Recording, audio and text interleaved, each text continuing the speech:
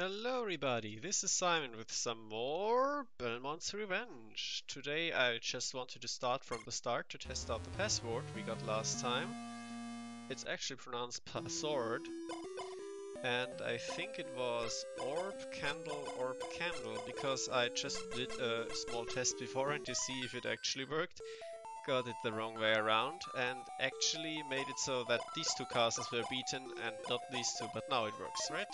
Right, wonderful. These are beaten, I can't go into them. And now, because rock beats flying, we're going to go to the air castle. I know that this is the air castle, cloud castle, because I used it last time to game over real quick and get the password, as I put into message at the end of the video. So what I do know of is that the background flashes like crazy. I'm incredibly sorry. Maybe I should put a warning for that actually. And also that we're going to get accosted by birds, which make perfect sense. There it is, the bird. It works pretty much the same way as in the first game. I didn't try to fight them, so I didn't actually find that out. But that is about to be expected from a Castlevania bird. Take your time and they're really not that bad. Also, the music is fucking amazing. This one is a really good track, which I like the melody a lot. Because I can actually like discern it. I'm really picky with melodies. What is this guy? Is he on fire? He's very slow though, so no, he's not anymore.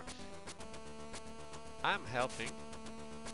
Oh yeah, something to address right now while we're waiting for this platform to move. I've been told multiple times that, wow, this is a good track. That nothing will actually make the whip strength go down. Normally taking damage does not actually do that, which is good. But Punaguchi's fireballs, that will make the whip go down in strength. Which further proves my theory that they are actually the worst enemy in the game again. Ah, interesting. This lets me test another theory someone had, which is like, yeah, Christopher, yeah, he's actually climbing faster if the rope is also going up. Which is weird with the spiders, but probably they coded the spiders the same way like this one here, and that explains why the spiders work like that. So if you remember then when the spiders in the plant castle, they were going upwards, then I was also going up quicker. I didn't realize that this was connected to the spiders, but here, as I said, makes perfect sense. So how am I going to tackle this? Just rush through, I guess? Jesus. Wow, it's not an instant kill. I am so glad for that. I never should have climbed, I should have just gone. So are these guys just in the way? Are they going to do anything? I mean, they look impressive, but so far at the very least, if you keep your cool, nothing happens. So another test for is this game coded well or not. Will the item from the candle fall onto the platform?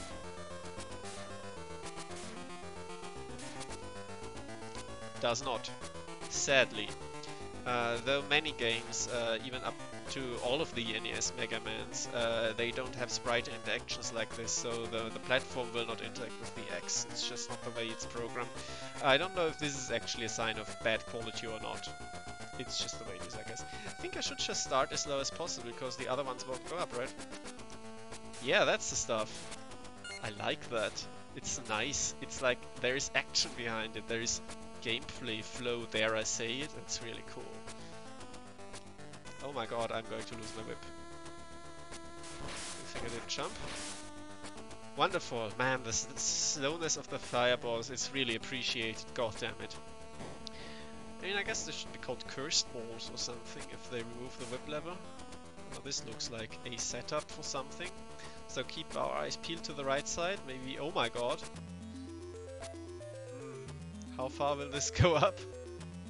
Okay, okay. I was just getting uncomfortable flashbacks, and I won't tell you to what. You all know to what.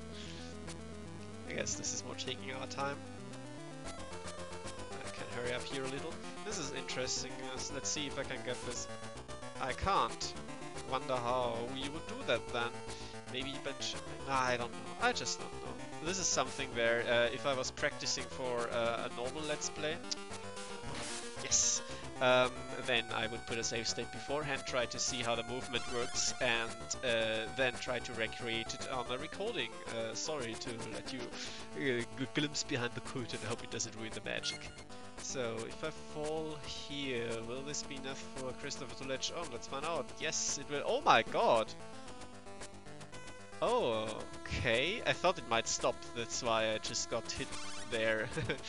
But that's actually brilliant again. A very, very interesting mechanism here. It's not super intuitive, to be honest. I thought it was like a scale, you know?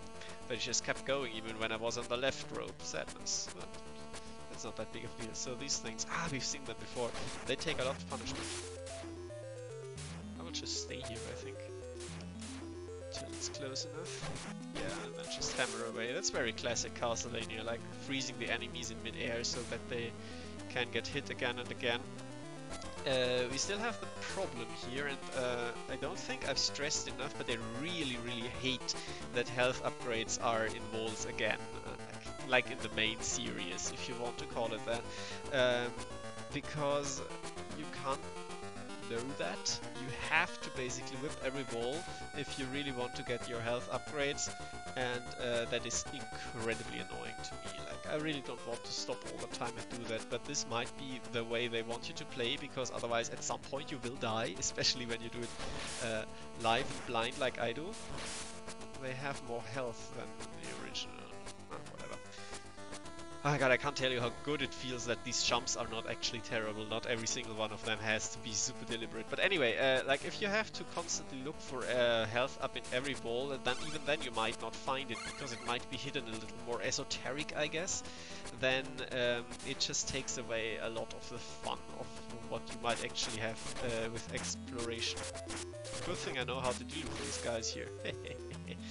And also, I mean, they are just apparently very scarce. In the first game, at the very least, you could depend on there being some candle with a heart in there. It's also never ideal in any way, but definitely not the way it is like here. Okay, here now we can see that they just switch direction whenever they want. And it's pretty cool. Like, mechanically just very interesting that they just made something like this. I've never been a fan of how the first game did it, but I've actually appreciated that it was a lot of rope-based stuff in there. I have talked about it a bit in the thread, but I don't like Castlevania stairs. I think they're garbage. Like, they lock you to them when you go up them, and you have to do this awkward diagonal hold to even go up them in the first place, and it's just, it doesn't feel good in the slightest. So having an alternative here in the form of these ropes is actually a pretty good idea. And why does this flicker? That's weird.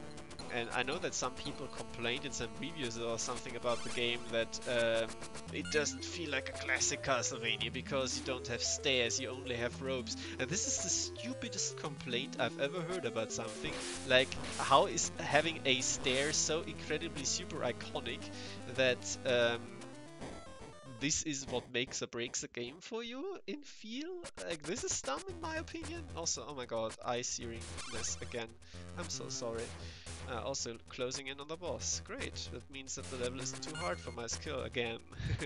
Appreciate that. Anyway, yeah, I mean, and with the ropes, apparently you can do so much more. Like, this game here proves that there is a lot of fun to be had with ropes. Just really going crazy with them. It's a very, very versatile design element, apparently. Wow, almost got punished for my impatience here. Just gonna assume that the holy water is gonna be good against the boss, because otherwise why would they give you it to you, though most of the time it X is strictly better. It's a bit mean to have the Punaguchis right before the boss. I'm gonna die to him anyway, so whatever. So what was I going to say? Yeah, I mean, I really think that the... for this works. Interesting.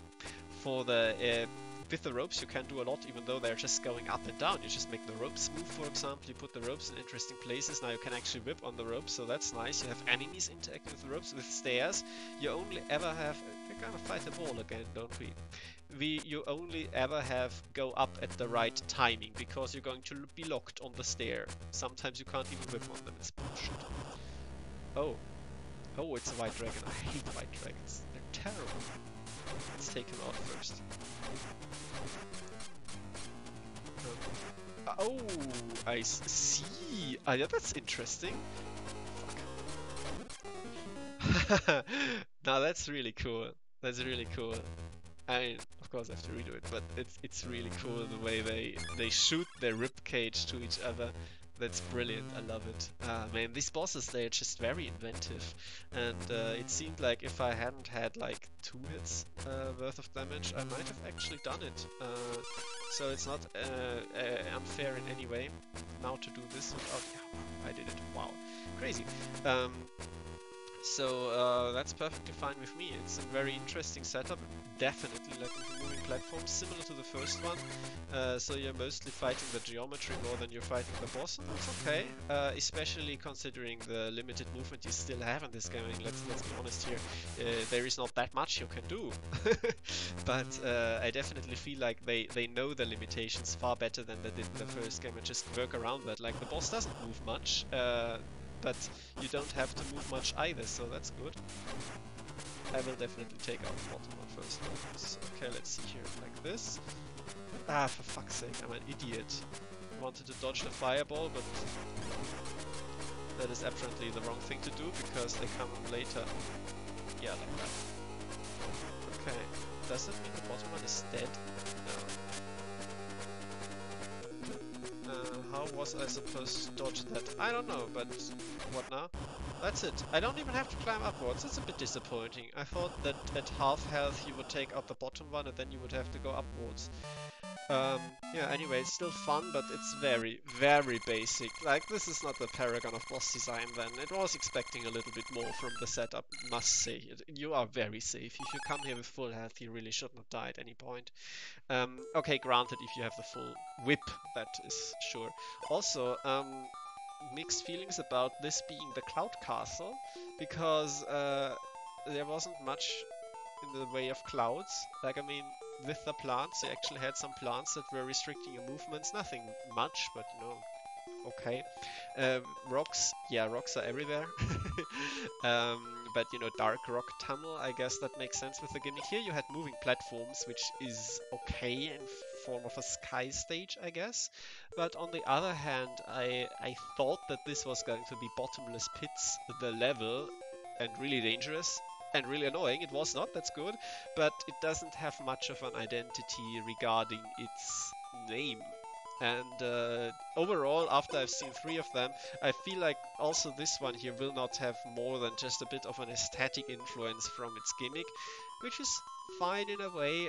You don't have everything to be elemental themed in every single room, but I was thinking a bit more. I would have appreciated that, just to emphasize that this is the reason why there are 4 castles, that there are 4 very, very different castles. Like, you could make this into the plant castle by changing the background, and it's just like, okay, the platforms are being held by vines or something, I guess. It doesn't really make that much of a difference. Anyway, thanks for listening to this nonsense at the end, which I will not cut for once, and thank you very much for your attention.